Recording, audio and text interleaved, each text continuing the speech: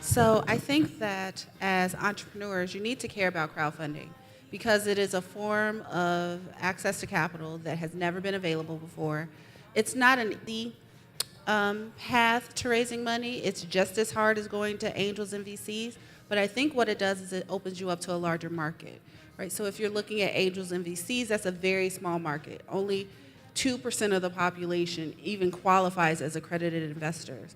But with crowdfunding, particularly equity crowdfunding, you're now opening yourself up to 100% of the population who's able to invest in you, which then allows you to raise money from a number of different sources. So you're not so boxed in.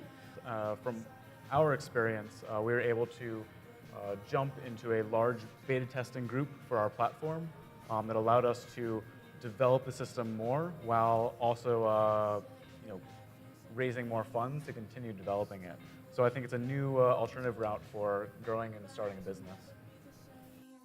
Individual ingenuity and investment capital has been the engine that has driven the U.S. economy. And that has occurred despite legal restrictions placed on investment capital. In other words, private companies have been legally restricted with regard to who they can address or who they can approach to access capital. So the good news for entrepreneurs is there's now 52 million millennials, the largest segment of the U.S. labor force, 50 million Gen X's, the second largest segment of the U.S. labor force. Baby boomers are on the decline as being a prominent force for consumer economic decision making. So the reason why entrepreneurs should care is there's now 105 million individuals that they can potentially approach as stakeholders in their company.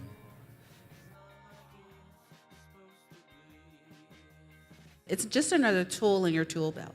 You want to know all of the financing options that are available, even if you don't plan to use it at any particular time. So you may start off with a loan, and then you might get some family and friends investment, and then you'll go true crowd or equity crowdfunding or something like that.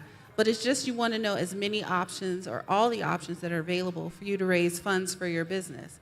And so knowing about crowdfunding just makes sure that you have that level of education to determine when it's right for you, if it's right for you. It takes the same amount of time, if not more, than to go to a bank. It's very time consuming because this is a security that you're selling. So you have to make sure that you're in compliance with securities laws. But if you work with the right platform, they make sure that that is handled for you. There's a lot of time that goes into managing the campaign, managing the user base that you grow, particularly if your campaign does take off and you are more successful than you anticipated, all of a sudden you might need to quickly upscale and grow your team to manage that. I think a great pro of it is that you get to start developing a base of users who are really passionate about what your project is and are passionate about your company and can be influencers and help grow your project to a larger audience.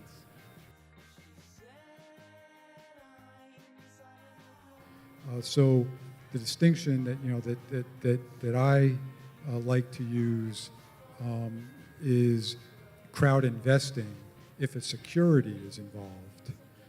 And as the other panelists have already mentioned, the pro to crowdfunding, be it donation or reward based, is it's non-dilutive to the company. It's a great way for a company to raise capital to validate a product or a service, to get their business model and business strategy fine-tuned and prepared to take on investors, be it VC or angel investors or crowd investors. Is more evenly spread between the two. I think rewards-based crowdfunding probably does have a leg up on the B2C side of things, just in that it's easier for consumers to get engaged in those items. But again, all of these things are predicated on developing a marketing plan and executing. And at the end of the day, it doesn't matter which route you take. It's a very similar process.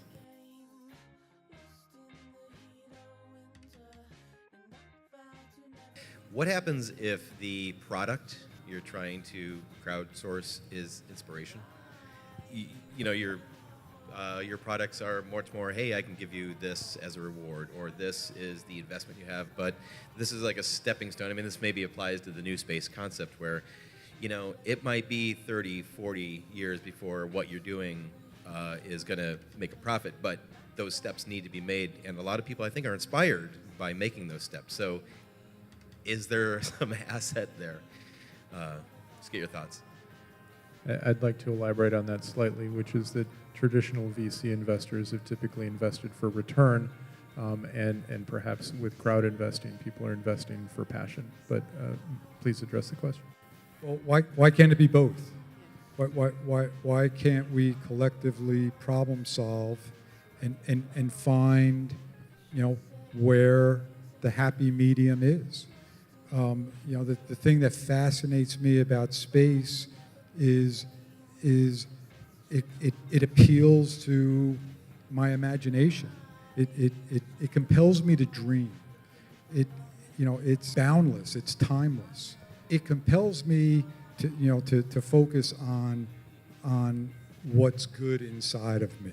I think that's a common view, and I think that that there ought to be a way to mobilize a community and consolidate affinity groups who are like-minded, and determine if there is some happy medium to provide financial support in addition to inspirational support.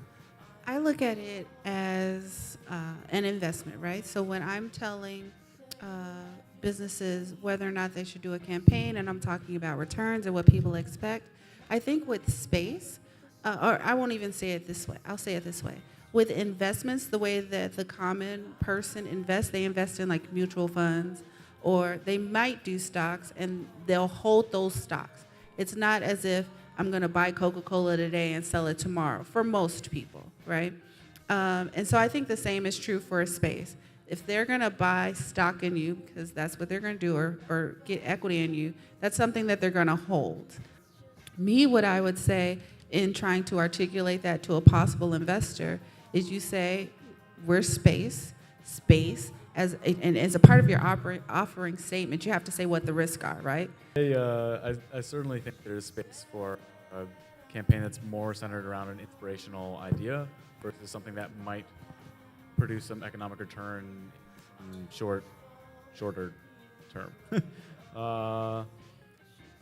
But it certainly is a challenge as well. You might need to think more outside of the box. I can speak to rewards-based crowdfunding. I think some of the things I touched on before in terms of being more creative with what some of your rewards are might be particularly true for a campaign such as the one you mentioned, because you can give them, because a lot of people who are inspired by your project, and that's the reason that they want to join you, would love to have a little piece of that.